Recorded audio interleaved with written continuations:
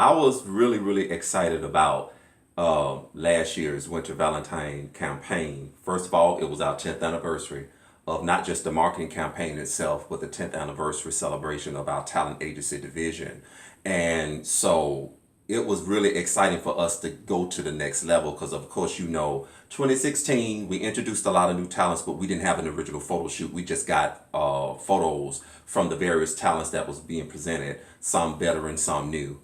And we presented them, in a nice design. All the designs, of course, was done by yours truly.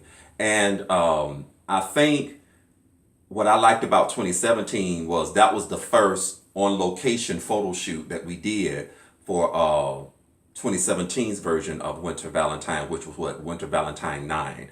And that was very awesome because we did it right across the street from our media office with the where the actual train tracks were. And of course, we actually did it in the storage facility where my business storage is at. And so that actually came out so awesome, and we was able to put Valentine and winter oriented designs around it. So I kind of wanted to have the same idea, but I wanted to do it in a different location for 2018, and had a chance to come up with the idea to do something at the Ponce City Market.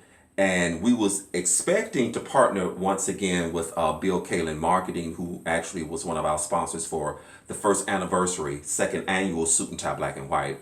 But I think that our scheduling and his schedule, we wasn't able to really lock something in for that moment. But I decided to still do something at the Ponce City Market. And so it turned out pretty good because we was able to actually be where the parking deck was, and we took some scenery shots within the actual Ponce City Market within the mall area. And so that came out to be pretty cool. I want us to actually go back there to do something probably for a different campaign because I like the different arenas and the different scenery that you can get from shooting at Ponce City Market. It's a photographer's dream. So that was our first time doing something in a public facility of that particular nature because we'd never been inside of a mall or in any side of some type of a business or busy marketplace doing a photo shoot. So we did that, and it came out pretty good. It really came out pretty good. And the only challenge was everybody wasn't able to be there, so we had to use the talents that were available. Of course, First Lady Angela Hutchins, who did an awesome job with her photos, and Reginald Bell Carter, because I think this makes his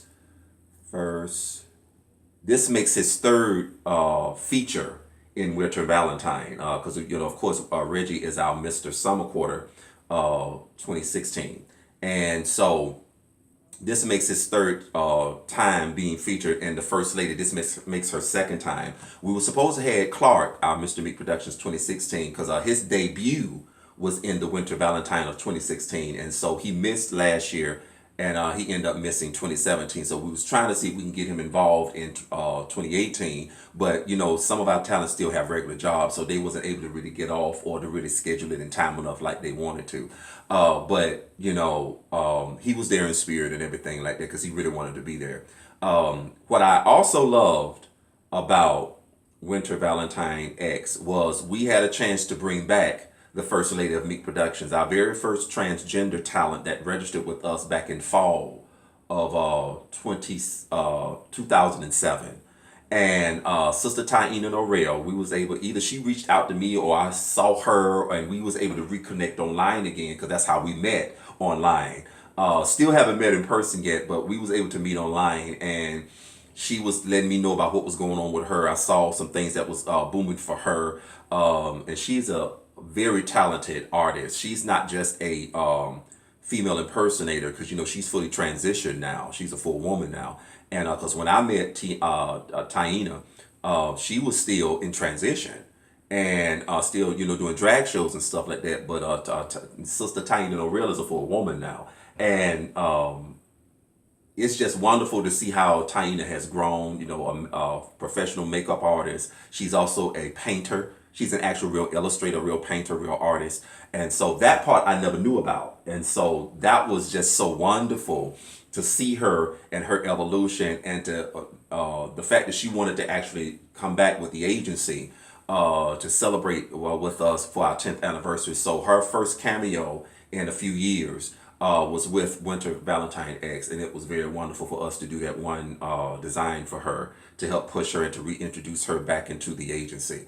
So we're expecting to see more from her. We also had a chance to introduce our new Mr. Meak Pro Adult Entertainment, brother Leo Donato, who's also a community activist. He's a HIV prevention activist as well. So, and I think he's considering retiring from the industry. I think he still does some work in the adult arena, but I think he's considering retiring and focusing more on HIV prevention and community activism, because he's very involved with Impulse NYC up north, and where he's currently residing at. And so we're actually trying to get him to Atlanta and to book him into some other areas as it relates to community activism. So that's going to be hot to see more from what's in store with Leo Donato. And we also had a cameo from brother Brandon Ishmael. And if I'm not mistaken, and I got to do my research more because I want to make sure I give people their proper credit, we used to say that Brandon was our very first, our most successful Mr. Winter Quarter.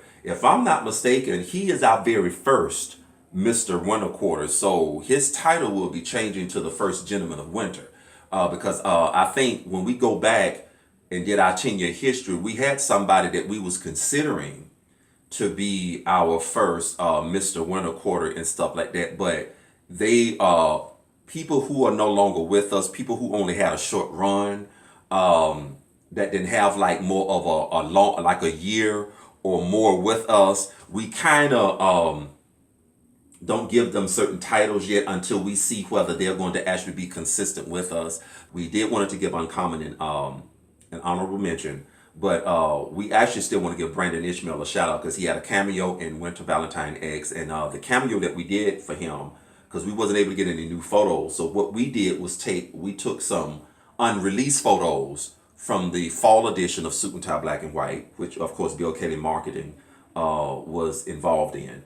And I thought it would be a great idea to bring back that red suit for Valentine's Day. And so I was able to, do the photos in a way to where it can bring the red out more without, affecting the tone of his skin and even the backdrop. So everything came out well, and he's really killing it in that red suit. So we was glad that we was able to really show that. And I kind of had that in the back of my mind when I did Suit and Tie Black and White campaign. I said, no, we're going to save some of these other photos that was not pushed. We're going to save some of these other photos for later. So I was glad that I was able to do that and stuff. So overall, Winter-Valentine X turned out to be pretty good. And shout out to everyone that was featured and everyone that was a part. Of course, want to give a shout out to 1385 Productions.